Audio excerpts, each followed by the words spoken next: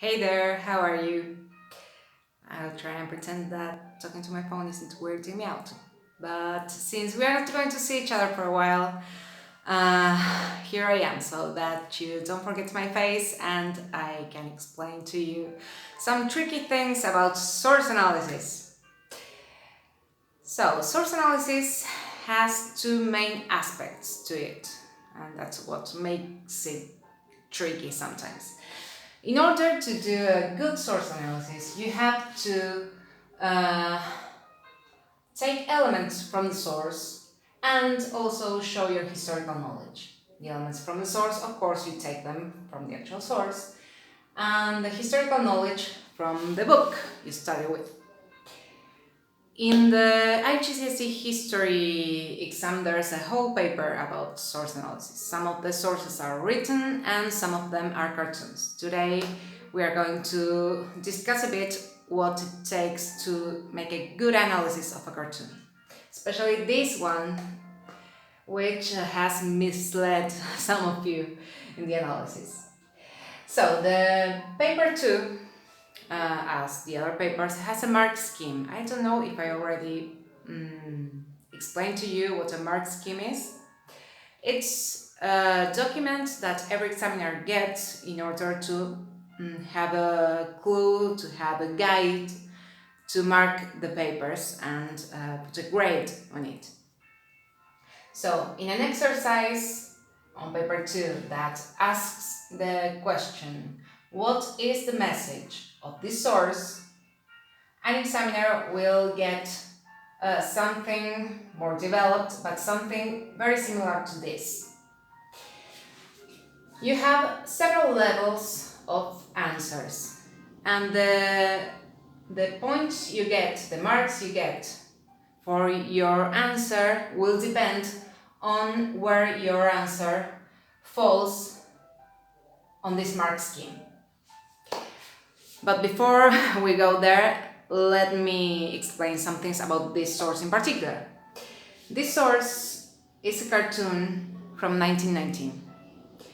It was published in a British magazine and it came out a little bit after the terms of the Treaty of Versailles were announced. You have to keep in mind that. Remember from the book? So when you do a source analysis, you have to remember the context. It's very, very important. You have to remember where it was published. You have to think about when it was published. It's not the same if a cartoon is published in Germany or in England, so keep that in mind. Now let's go back to the mark scheme. So, if you don't write an answer, of course you get 0 points, you get 0 marks. That would be level 0. If you answer and only describe what you see, but not actually answer the question, you get only 1 point. That will be only this part of an analysis. It will be like, well, this source has a man that seems very angry and is holding a piece of paper. That would get you 1 mark. Level 2 is misinterpretation. What is misinterpretation? And here's where many of you got the answer wrong. Since you saw there was an angry German man complaining about the terms of the treaty, many of you thought, and many students around the world actually think that the cartoon is against the treaty. But that is a misinterpretation. That is not the message of the cartoon. Remember what I told you a few seconds ago. You have to keep in mind where the cartoon was published. And this cartoon was published in Britain. And is mocking the German shouting man. Is mocking the angry man. So, come on, keep up with me. If the cartoon is British and is mocking the man, do you really think it would be something against the treaty? Well, that would be a misinterpretation and you would only get 2 points from a maximum of 7. Level 3 is when you get some things right about the cartoon, about the source, but you don't get the big picture. You only get some details. For example, a sub-message of the cartoon would be, I believe this cartoon shows that the Germans were angry about the terms of the treaty. That is correct. It's not the actual message of the source, but it's true. German people were very angry about the terms of the treaty. Level 4, and you would get 5 here, is when you grasp the big message of the source. And remember I told you this was a British cartoon mocking the Germans that were complaining about the terms of the treaty. Well, the big message would be that the Germans were wrong or were ridiculous in their complaints about the terms of the treaty.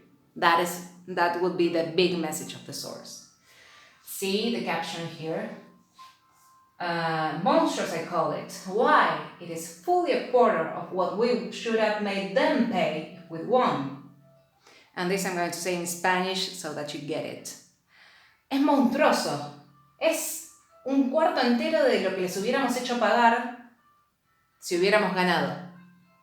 Lo que está queriendo decir, por si no lo entendieron, es si nosotros los alemanes hubiéramos ganado, les hubiéramos hecho pagar 4 veces más. Eso quiere decir que lo que plantea que se tiene que pagar cuando se publicaron los términos del tratado, para el que está haciendo la caricatura, es muy poquito. Eso es lo que está diciendo. Ahora vuelvo al inglés. So, did you follow up to here? Okay. Level 5, and you almost get all the points there, 6 out of 7, is when you can explain the big message and also the purpose of the cartoon. And the purpose of the cartoon was to convince people in England that the terms of the treaty were fair and that they shouldn't listen to the complaints of German people. In reality, the terms of the treaty were really harsh on Germany. So even in Britain there were many people that thought, okay, maybe this is too much, maybe this will bring problems in the future if we crush Germany like this. But the magazines and the newspapers were trying to convince people that the terms of the treaty were fair and they should punish like that Germany, and that Germans were complaining for nothing at all, that if they were the ones that won the war, they would have made them pay a lot more, so they shouldn't complain. That's what it's trying to make the people think. So that's the purpose in that historical moment. To convince people that the treaty was fair. That is the message. And you get full points for this exercise when you get to explain the message in the historical context. So in order to get full points for this question, you should include these 2 things. Describe the picture, describe the source, explain the big message, explain the big purpose it has, and explain why it was important in that historical context.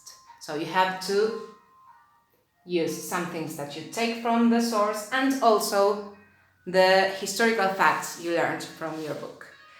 Well, hope I've been clear enough and that this helps you to make better source analysis in the future.